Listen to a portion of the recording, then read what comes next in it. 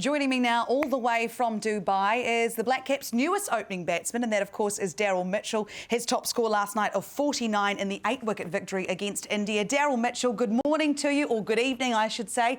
How are you doing? What a fantastic win last night. Has it sunk in yet? Yeah, it's obviously a pretty special night last night to knock over India and what was a pretty crunch game for us as a team. And it was nice to have a day off today and let it sort of sink. Your performance at the top of the order has sparked a lot of conversation around New Zealand. Loving what we're seeing. You're really taking this opportunity and running with it. Like I said last night, you're 49 from 35 balls. Tell us about how that new role for you came to be. In your over 100 T20s, you'd not opened the batting before. How did it happen? We had some warm-up games before the tournament started, and there was an opening spot next to Guptill there for the couple of warm-up games. And for me, it was just about trying to take every opportunity that I can. I've been the type of guy that's on the fringe for a lot of the series over the summer. It's nice to get a role that I'm able to sort of make my own and help try and contribute to winning games for our country. So when you and Guppy are making your way out onto the field, what's the communications between the two of you? You obviously are a power hitter as well. We've seen you do that down the middle order. What is the roles between you and Guppy? Is it solidified or is it quite fluid once you get out there on the field? Yeah, apart from singing Frozen songs to each other sort of before we walk out to bat, it's pretty fluid. It's sort of just adapting. Working out, we obviously have different matchups that we want to take down for each of us. So it's sort of communicating, saying, right, I'll have this one or you'll have this one, and just making sure that we're constantly adapting, especially over here. The surfaces can be quite challenging at times. So, it's just making sure you're sort of as present as possible and the chance to try and clear the rope and get us off to a good start. Really interested to know, between Martin Guptill and Daryl Mitchell, who's Elsa and who's Anna? Yeah, well, you can see by my hairdo that I don't really qualify for either of them. So we might say Guffy can choose that one.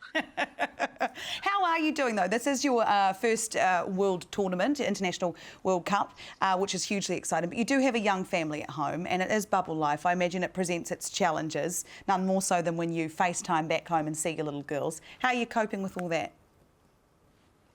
Yeah, it's obviously a different challenge to touring now, is the fact that we're spending long periods of time away from our families. But for me personally, I spent 9 years playing domestic cricket to get a chance to play for New Zealand, and so for us as a family, any chance you get to represent your country is pretty special. And just try and make the most of it now, and know that it won't last forever. And I know the girls are there enjoying watching me on TV.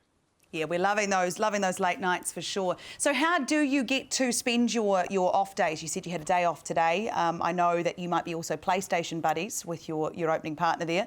But what else do you guys get to do? Because it's quite limited being part of that bubble life. Yeah, so we're here at the hotel here. We're pretty much stuck on our floor for most of the time.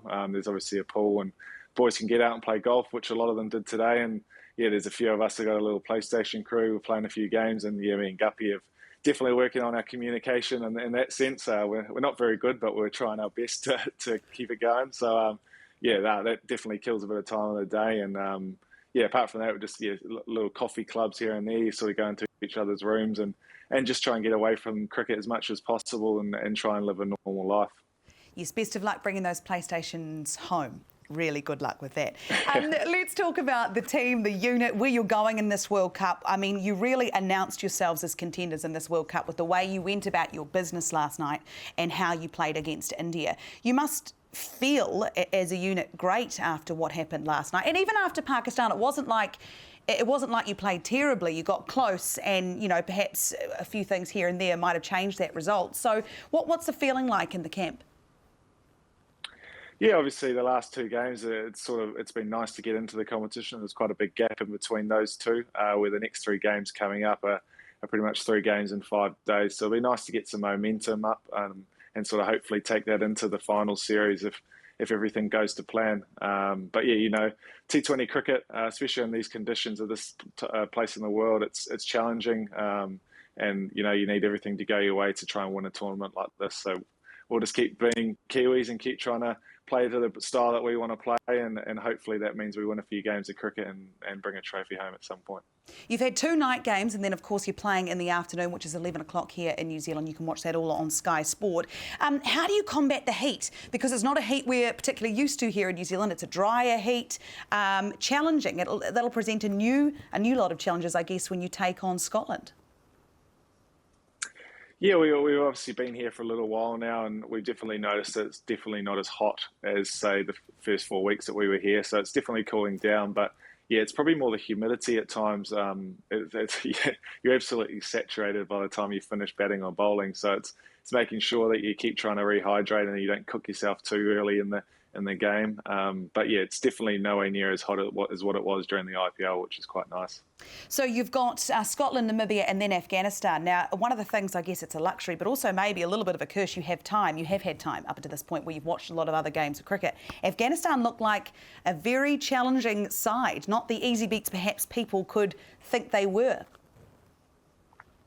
You know, they've obviously got some world-class players and guys who are playing all around the world in T20 leagues. So, yeah, they're definitely some have to look out for, especially in these conditions on the low, slow wickets that we have over here in the IE.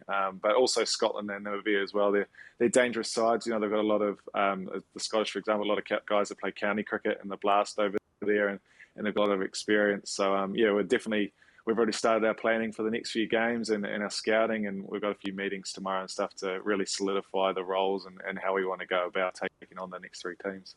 So you talked about what it was like working so hard for so long to get to this point where you are walking out to bat for your country in a World Cup. How does it feel for you? I know you're a cricket fan as well. What has it been like? Have you just loved it? Is it everything you'd hoped it would be? Yeah, I think it's something for me. I try and make sure I enjoy it as much as I can. And also try and not make it bigger than what it is. At the end of the day, it's just another game of cricket when you're facing the ball flying at you. But yeah, definitely try and have little moments throughout the game where you just take it all and think, yeah, this is pretty cool. This is why you sort of play the game. And yeah, just having the loud music and the crowd cheering, puts a smile on your face. Yeah, it can't get much better than this. Daryl Mitchell, the Black Caps' newest opening batsman, top scorer the other night. Congratulations. Thank you so much for your time today and best of luck for the next match. Sweet. Thanks for having me.